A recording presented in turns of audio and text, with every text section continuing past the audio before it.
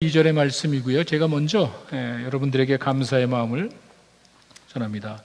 어제 우리 헤세드 청년들이 잭슨빌 한인 침례회에 가서 봉사활동을 하고 왔습니다.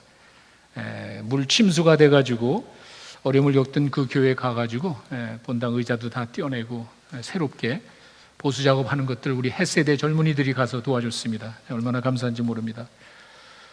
또 우리 교회에 또 일이 많이 있습니다. 사실 나무를 잘라가지고 여기저기 막 흩어진 그런 나무들을 어제 비도 오는 가운데 우리 마하나임에 또 우리 젊은이들이 다 쓸어서 옮겨놓고, 이쪽은 사실 그 자꾸 깎여져가지고 위험한데 잔디씨를 뿌리고 거기다 다 덮고, 참 일이 많습니다. 우리 관리부에 우리 집사님들과 우리 마하나임에서 도와주셨습니다. 정말 감사드립니다. 일이 많습니다. 여러분들 시간 나실 때마다 우리 교회에 연락하시면은 같이 이렇게 이뤄나가면 참 아름다운 사역이 이루어질 줄로 믿습니다. 다시 한번 감사드립니다. 로마서 12장 1절에서 2절의 말씀 우리 찾으셔서 같이 한 목소리로 읽습니다. 그러므로 형제들아, 내가 하나님의 모든 자비하심으로 너희를 권하노니 너희 몸을 하나님이 기뻐하시는 거룩한 산 제물로 드리라. 이 너희가 드릴 영적 예배니라. 너희는 이 세대를 본받지 말고 오직 마음을 새롭게 함으로 변화를 받아 하나님의 선하시고 기뻐하시고 온전하신 뜻이 무엇인지 분별하도록 하라. 아멘. 기도하겠습니다. 이 자리에 함께 계신 아버지 하나님, 찬양과 기도를 통해 영광 받으시고 이제 저희들에게 주실 영의 양식을 저희가 사모하는 마음으로 듣습니다. 말씀 하나님, 말씀을 대할 때 하나님을 만나게 하시고 이제는 하나님과 동행하는 참 귀한 시간 될 수 있도록 주님 인도해 주시옵소서. 말씀을 통해 주의 음성을 듣고 또 말씀에 순종하며 살아갈 때 주님과 함께하는 복된 삶이 되게 하여 주시옵소서. 예수님의 이름으로 기도했습니다. 아멘. 예배의 모습이 많이 달라졌습니다. 과거 예배 드리던 모습과 지금의 예배 모습이 이제 많이 이제 달라졌다는 말입니다. 근데 사실 지금도 달라지고 있습니다. 과거만이 아니라 지금도 다양한 형태의 예배가 이루어지고 있죠. 여기 신대륙에 미국의 신앙의 자유를 위해서 찾아온 그 청교도들이 초창기에 예배 드릴 때는 머니까 4마일, 5마일, 10마일 밖에서 몇 시간씩 걸어서 마차를 타고 교회 예배에 참석했답니다. 그러니까 예배 참석하니까 얼마나 피곤하겠어요. 그러니까 졸죠. 잘 수밖에 없습니다. 그러면은 저 뒤에 앉아있는 안내위원이 기다란 장대를 가지고 뒤에서 쿡쿡 찔렀답니다. 깨라고. 그렇게 하면서 예배를 드립니다. 예배 시작 시간은 분명하지만 마치는 시간이야 모르니까 때로는 길면은 사람들이 좋을 수도 있겠죠. 그렇게 예배를 드리던 때가 있었습니다. 우리나라에 복음이 들어왔을 때, 우리나라에 기독교가 들어왔을 때 우리 한국 사람들은 새벽 기도를 열심히 했습니다. 누가 시켜서 한 게 아닙니다. 분명히 선교사님들한테 배운 건 아닙니다. 선교사들이면 하지 말라 그랬답니다. 왜? 선교사님의 눈에 비춰지는 새벽에 일어나서 이런 모습들이 생소하고 좀 비정상적으로 봤기 때문에 오히려 선교사님들은 만류했지만 우리 교인들은 그냥 했습니다. 왜냐하면은 우리 고대 한국 사회의 모습은요, 농경 사회에서의 새벽은 어두운 밤이 아닙니다. 껌껌하기 때문에 잠자는 시간이 아니었습니다. 그래서 농경 시대에 우리 한국 사람들이 가지고 있던 의식은 하루를 여는 소중한 시간입니다. 그래서 이 동트기 전에, 특별히 닭이 울기 전에 그 시간은 소중한 신령한 시간으로 생각을 했고, 동양의 많은 종교들은 그때 기도를 했습니다. 그 시간이 바로 신을 만나는, 신과의 만남이 이루어지는 정말 소중한 시간이라고 봤기 때문이죠. 불교의 새벽 예불이 그렇게 시작이 됐고요. 도교의 북극성을 향한 기도도 그렇게 됐고요.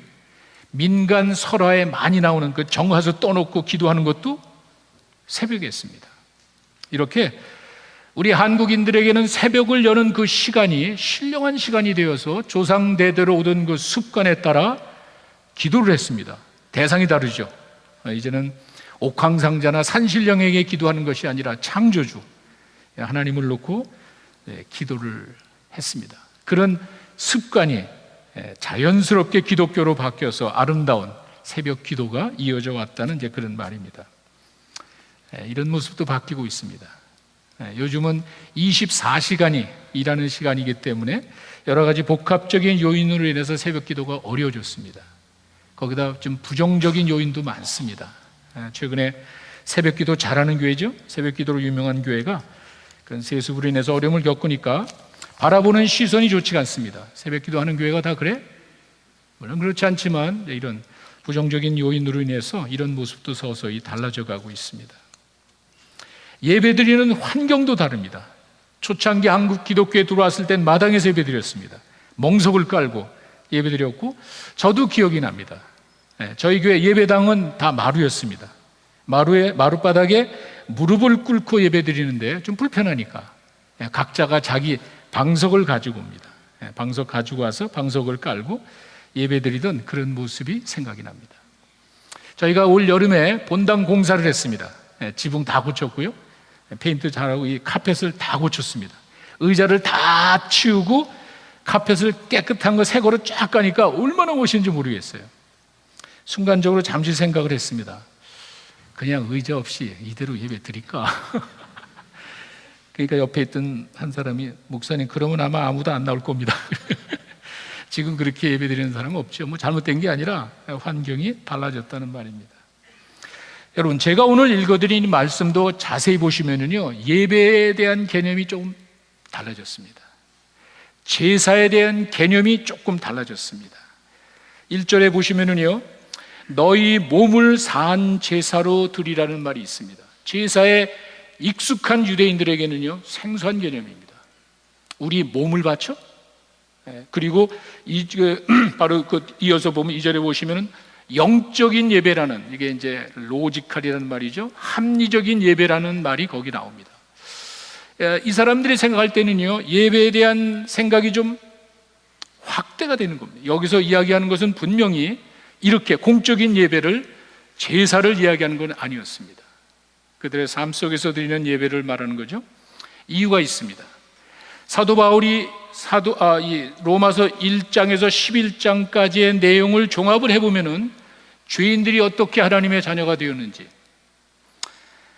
여러분이 깨닫거나 말거나 하여간 우리가 이 땅을 살아가고 나면은요, 그 다음 세계가 있는데 거기는 삶에 대한 평가가 있습니다. 죄인이 하나님의 자녀가 되어서 영생을 얻었다 그러는데, 그 영생을 얻은 사람들이 1장에서 11장까지 설명을 하고 12장 들어서면서, 그러면은 그렇게 하나님의 은혜로 믿음으로 구원받은 하나님의 자녀들이, 영생을 얻은 자들이 어떻게 살아야 되는가, 그 올바른 삶에 대해서 첫 번째 언급하는 것이 예배였습니다. 바울이 오늘 얘기한 것이 바로 그런 배경에서 나온 이야기입니다. 주님께서 우리를 위해서 몸 바쳐 희생했다고 합니다. 예수님이 정말 고통당하신 거는요, 실제적으로 죄인의 고통이었습니다. 여러분과 내가 이 세상을 떠날 때는요, 그 죄 문제로 인한 어떤 형식으로든지 거기에 대한 결과가 있을 겁니다. 예수님은 그것을 위해서 하나님께서 자기가 만든 피조물의 고통을 그냥 보지 않으신 거예요. 예수님을 이 땅에 보내셔서 그들의 죄를 대신해서 정말 실제적인 몸으로 고통을 당하셨습니다. 피를 흘리셨습니다. 죽으셨습니다. 그렇기 때문에 우리의 몸을 바쳐서 하나님께 예배드리는 것이 올바른 예배가 아니겠느냐, 이 이야기입니다. 물론 여기서 말하는 것은 이런 공적인 예배를 말하는 것이 아닙니다. 대다수의 많은 크리스찬들이 생각하는 예배의 개념이 거기에 제한되어 있습니다. 이게 문제였어요. 우리가 어떻게 사는 것은 둘째고요, 주일 아침 11시나 특별한 제한된 시간과 공간에서만 하나님을 만난다고 생각했습니다. 이것이 유대인들이 가지고 있던 생각이었습니다. 제사는 예루살렘에서만 드려야 되기 때문에 거기만 가야 하나님의 임재를 느끼고 하나님 앞에 제사를 지냈듯이, 우리 많은 크리스찬들의 마음속에도 그런 생각이 있었습니다. 특정한 시간에 특정한 장소에서 하나님을 만나고 예배를 드릴 수 있다는 생각이 우리 가운데 박혀 있습니다. 이러다 보니까 실제 삶 속에서 나타나는 삶의 모습과 이 그리스도인의 삶의 모습이 다릅니다. 네, 제가 여러분들에게 이해를 돕기 위해서 말씀을 하나 보겠습니다. 창세기 2장 15절에 가시면은요, 이런 말이 있습니다. 여호와 하나님이 아담입니다. 여호와 하나님이 그 아담을 이끌어 에덴 동산에 두어 그것을 경작하게 했다. work, labor라는 말입니다. 하나님께서 아담으로 하여금 에덴 동산에서 일을 하게 했다는 단어가 경작이라고 우리 말로 번역이 됐는데, 이게 히브리 말로 아바드입니다. 아바드라는 단어고 경작으로 이렇게 work로 번역이 됐습니다. 똑같은 단어입니다. 출애굽기 3장 12절에 가시면은요, 이스라엘 백성들이 해방이 돼가지고 이제 광야로 들어갔죠. 그때 하나님이 이르시되 내가 반드시 너와 함께 있으리라. 내가 그 백성을 이끌어 인도하여 낸 후에 너희가 이 산에서 하나님을 섬기리니. 무슨 말이죠? 산에서 하나님을 섬긴다는 게 뭐죠? 하나님께 제사 지내는 거예요. 하나님을 섬기리니 이것이 내가 너를 보낸 증거다. 여기서 섬긴다는 단어가 아바드입니다.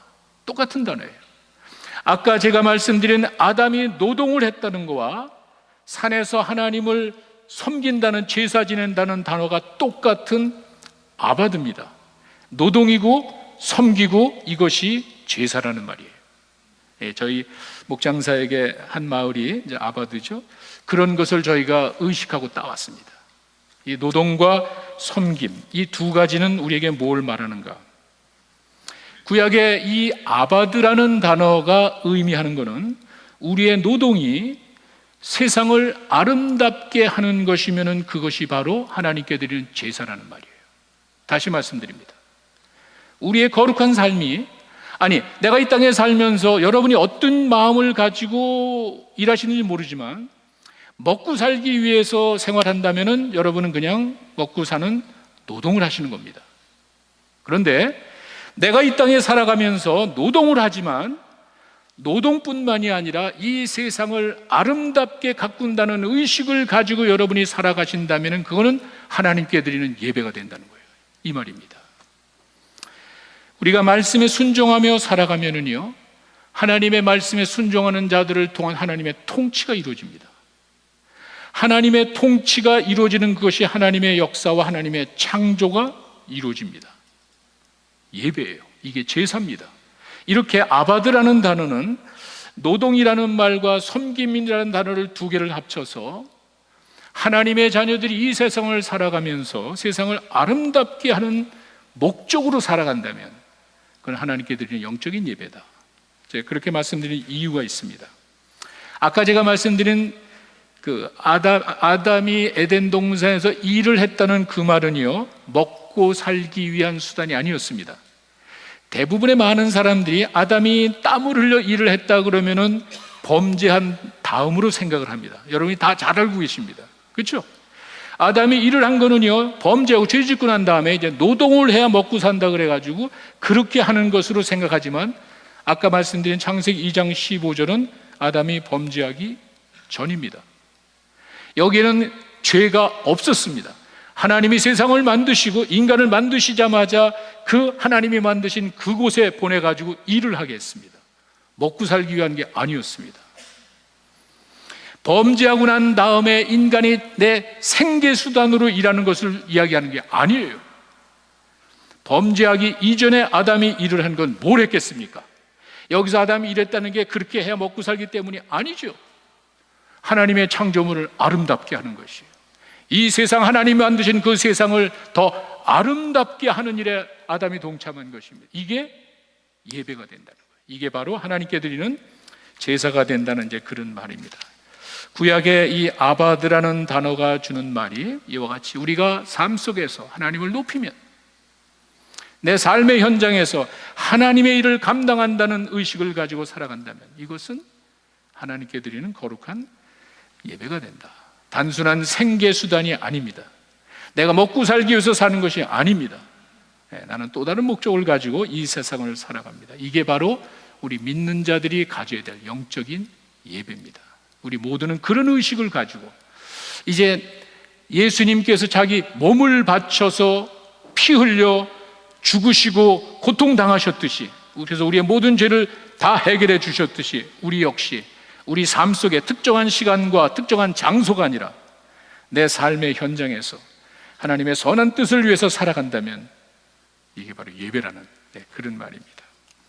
자, 그럼 우리가 어떻게 이런 삶을 살아갈 수 있을까? 내 삶의 현장에서 아름다운 하나님의 나라를 이루느니 어떻게 할 수 있을까? 먼저 생각을 바꾸셔야 됩니다. 아까 읽은 본문의 2절의 말씀을 보시겠습니다. 너희는 이 세대를 본받지 말고 마음을 새롭게 함으로 변화를 받아. 마음을 새롭게 한다는 이 말이 바로 생각을 바꾸는 겁니다. 생각에서 행동이 나옵니다. 우리가 이렇게 생각하고 이것을 어떻게 할까 고민하면서 행동으로 나가기 때문에 우리의 마음이 변화되어야 됩니다. 세상을 본받으면 안 됩니다.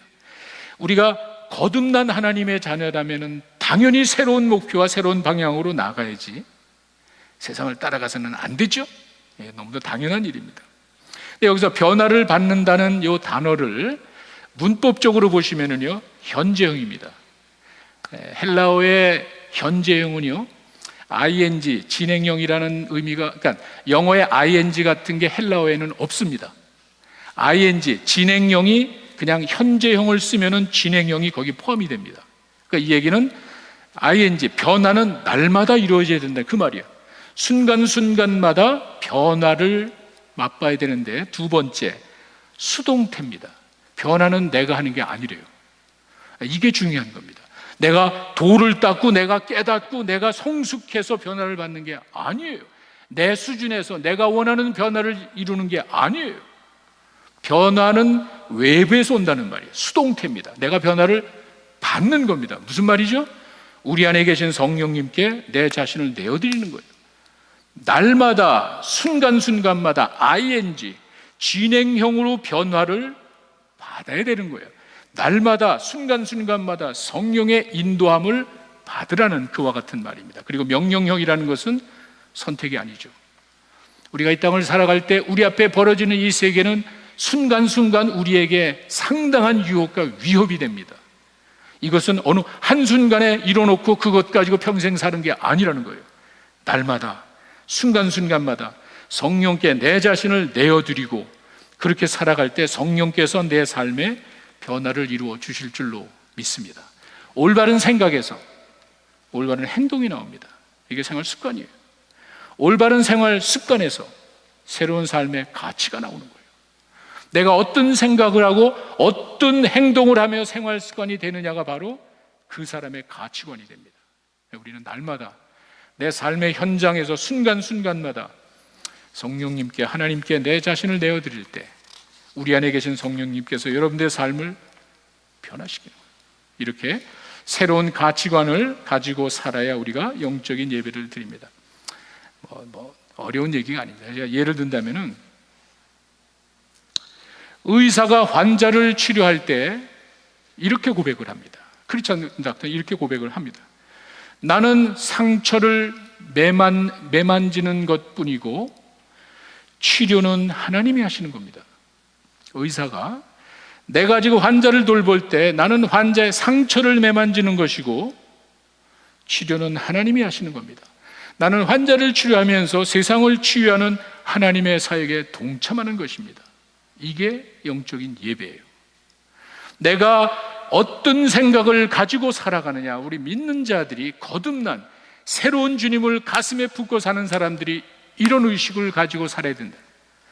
나는 환자의 상처를 매만질 뿐이고 내가 매만지는 그런 상처에 손대는 그런 과정을 통해 하나님이 치유하시고 내가 이렇게 환자를 치료하면서 하나님이 세상을 치유하는 겁니다.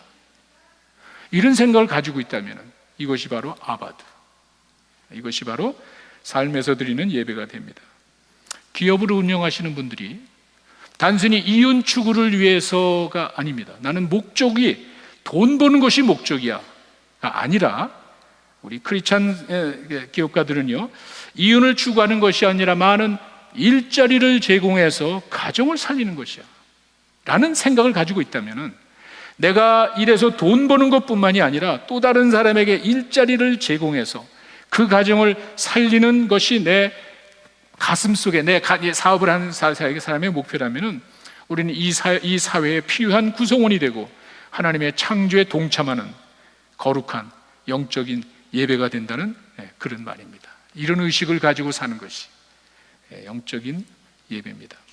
실제로 제가 책을 하나 봤는데 좋은 크리스찬 그 사업가 한 분이 파고라고 그러죠. 노르스다코다 저 위에 파고에서 피자 가게를 오픈을 했습니다.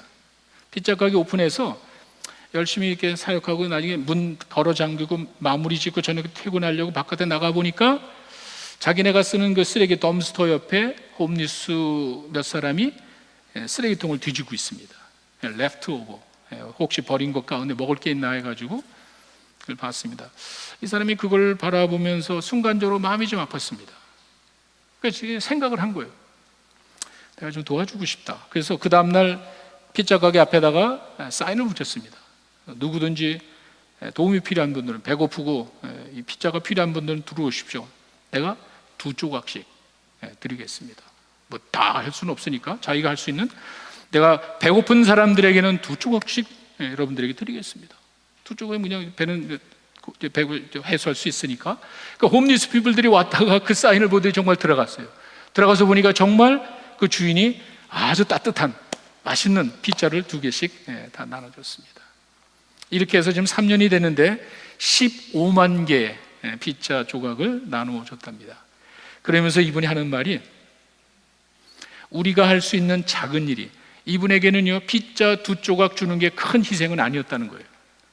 우리가 하는 작은 일이 그들에게는 큰 변화를 가져올 겁니다. 이게 키예요.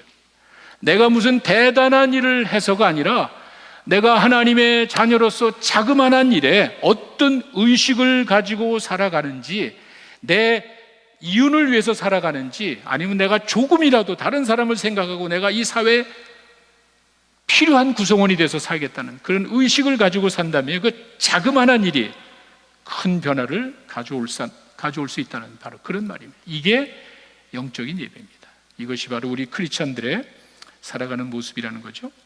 이것은 그냥 되진 않습니다. 아까 제가 말씀드렸듯이 생각을 바꾸는 건요 내 의지와 노력으로 되는 게 아니에요.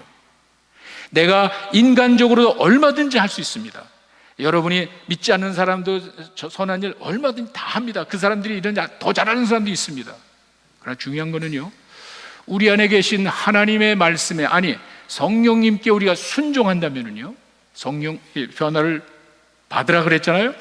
하나님이 원하시는 그 뜻을 내가 받아들이고 살아간다면은요, 분명히 이 사회는 달라질 겁니다. 하나님이 원하시는 모습이 바로 그런 것이죠. 먼저는 생각이 달라져야 됩니다. 두 번째는요, 우리가 삶으로 드리는 영적인 예배는 지혜로운 분별력이 있어야 됩니다. 그 2절에 나와 있는 그 말씀 뒷부분입니다. 하나님의 선하시고 기뻐하시고 온전하신 뜻이 무엇인지 분별하라. 여러분, 정말 갈수록 사회가 혼탁하다는 게 도덕 가치 기준 거의 없어집니다. 옳고 그른 가치관이 이게 맞나? 이게 수시로 바뀝니다. 여러분, 지혜로운 분별력을 갖기 위해서는 당연히 하나님의 말씀을 봐야 됩니다. 선악의 기준이, 내가 생각하는 선악의 기준이 내 생각과 인간의 머릿속에서 나오는 것이 아니라 하나님의 것이 되어야 되기 때문에 우리 하나님의 말씀으로만 분별할 수 있는 지혜를 얻을 수 있다는 그 사실입니다. 그런데 여러분, 사탄은 그렇지 않습니다. 사탄은 계속해서 지속적으로 우리에게 하나님에 대해서 의문을 갖게 합니다. 사탄의 실체는요, 할로윈 다가오면은 할로윈 때 귀신 옷 입고 오는 그게 사탄이 아닙니다. 그건 우리가 그냥 눈에 보이게 만든 것뿐이지, 사탄의 실체는요 영어로 evil spirit입니다. 우리가 부패했기 때문에, 우리의 생각이 잘못됐기 때문에 자연스럽게 나오는 evil spirit, 우리를 유혹하는, 세상 것과 하나가 되기를 원하는 잘못된 생각을 갖게 하는 그러한 영의 실체가 있단 말이에요. 그것을 두고 이야기합니다. 그렇게 사탄이 우리에게 지속적으로 의문을 갖게 하는 건 지혜로운 판단을 못하게 하죠. 말씀에 대한 확신을 없게 하죠. 왜? 하나님의 말씀에 서서 내가 살아간다라면 그걸 흔듭니다. 그 증거가 있잖아요. 아담과 이브가 쓰러진 게 바로 그거 아니에요. 하나님의 말씀에 대해 하나님이 이야기하신 걸 흔들잖아요. 말씀에 대한 확신이 없으니까 이부가 넘어가지 않습니까?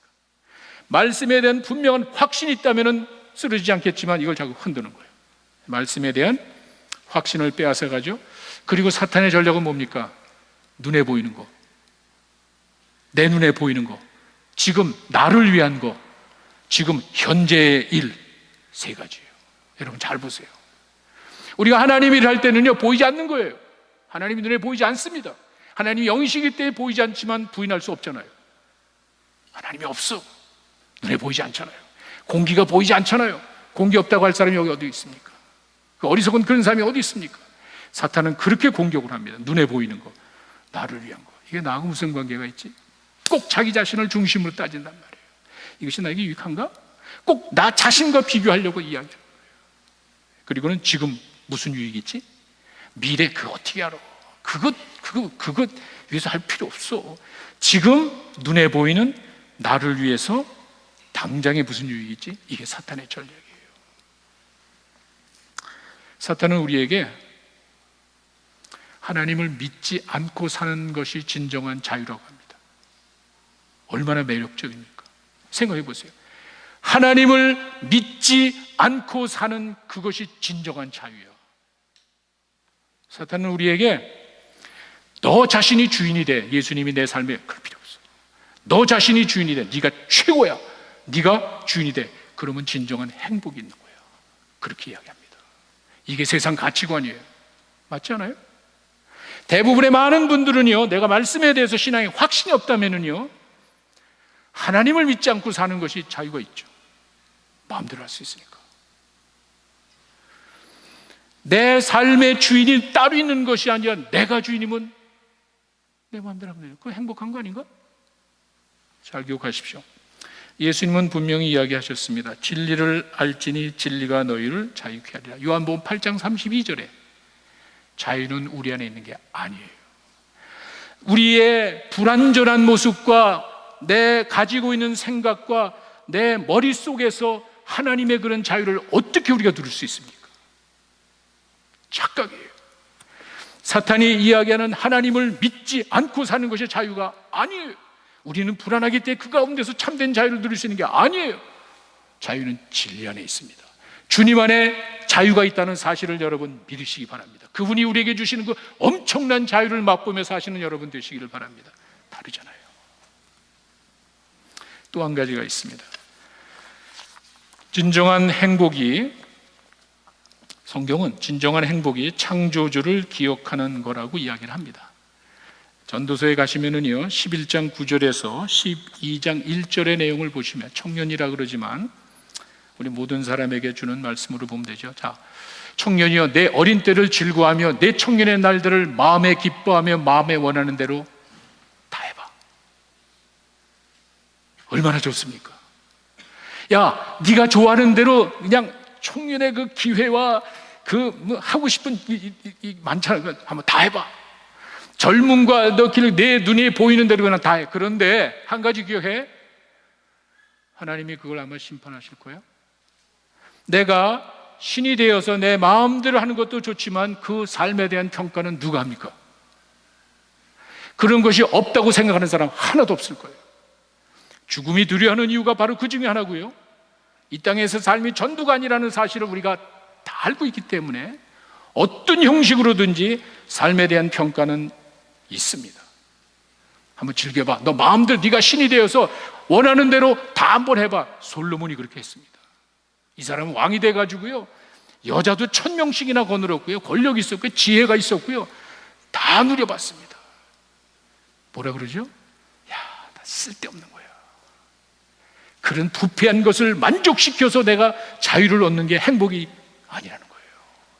그 다음 절 가시면은요, 그런 정도의 마음의 근심이 내 마음에서 떠나게 하고 악이 내 몸에서 물러가게 하라. 어릴 때와 검은 머리 시절이 헛된 거야. 네가 젊음을 네 만끽하며 산다 그러지만 너 욕심대로 살면 안 되는 거야. 그리고 마지막 결론이죠. 12장 1절로 가시면은요, 너는 청년의 때 너의 창조주를 기억해. 곤고한 날이 이르기 전, 이거 나 쓸데없구나, 아무 소용이 없구나 하기 전에, 내 삶에 아무 낙이 없다고 하기 전에 창조자를 기억하라. 이 땅이 우연히 생긴 것이 아니기 때문에 창조주를 기억하며 사는 게 지혜롭다는 그 말입니다. 내 마음대로 하는 게 자유가 아니에요. 내 마음대로 하는 게 행복이 아니에요. 우리 인간은 어차피 부족한 불완전한 존재입니다.